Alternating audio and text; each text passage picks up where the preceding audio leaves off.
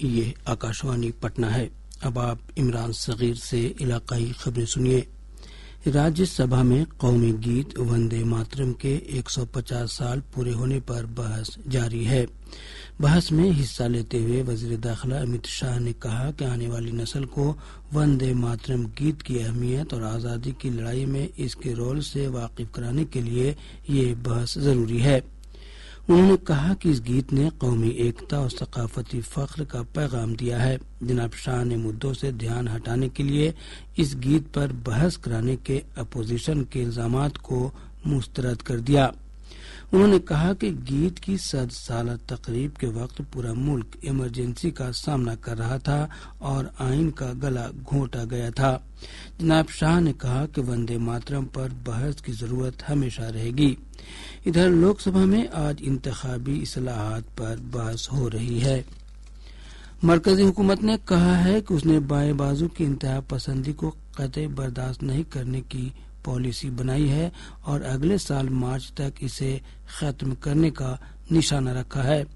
لوک سبھا میں وقفہ سوالات کے دوران ضمنی سوالات کے جواب میں مرکزی وزیر مملکت برائے داخلہ نتیانند رائے نے کہا کہ مرکزی حکومت اس مسئلے کو ختم کرنے کے لیے ریاستی حکومتوں کے ساتھ مل کر کام کر رہی ہے۔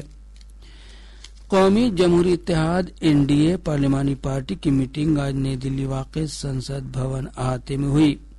میٹنگ میں وزیر اعظم نریندر مودی، وزیر داخلہ امت شاہ، وزیر دفاع راجناتھ سنگھ، BJP صدر JP نڈا، جنتا دل یو رکن پارلیمنٹ سنجے جھا، راشٹریہ لوک مورچہ کے سربراہ اپیندر کشواہا، راشٹروادی کانگریس پارٹی MP پرفل پٹیل اور دیگر NDA اراکین پارلیمنٹ شامل ہوئے۔ میٹنگ کے دوران بہار قانون ساز اسمبلی انتخابات میں NDA کی جیت کے لیے اراکین پارلیمنٹ نے وزیر اعظم نریندر مودی کو مبارکباد دی۔ میٹنگ کے بعد میڈیا نمائندوں سے بات چیت کرتے ہوئے پارلیمانی امور کے وزیر کرین رجیجو نے کہا کہ وزیر اعظم نے NDA لیڈروں سے ملک کی ترقی کے لیے اور تیزی سے کام کرنے کو کہا ہے۔ انہوں نے بتایا کہ لوگوں کی زندگی کو آسان بنانے کے لیے سبھی شعبوں میں اصلاحات پر زور دیا۔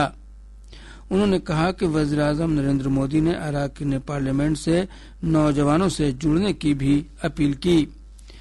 صدر جمہوریہ دروپدی مرمو نے نئی دلی میں سال 2023 اور 2024 کے لیے نیشنل ہینڈی کرافٹ ایوارڈ تقسیم کیے۔ یہ باوقار قومی اعزاز غیر معمولی فنکاری اور بھارت کی خوشحال اور متفرقہ دستکاری وراثت کے تحفظ اور فروغ کے لیے حکومت کے عہد کا اعادہ کرتا ہے۔ اس موقع پر صدر جمہوریہ نے کہا کہ دستکاری نہ صرف ایک ثقافتی شناخت ہے بلکہ لوگوں کی زندگی بسر کا ایک اہم ذریعہ بھی ہے۔ انہوں نے کہا کہ یہ شعبہ ملک کے 32 لاکھ سے زیادہ لوگوں کو روزگار مہیا کراتا ہے اور ان میں سے بیشتر دیہی علاقوں سے ہیں۔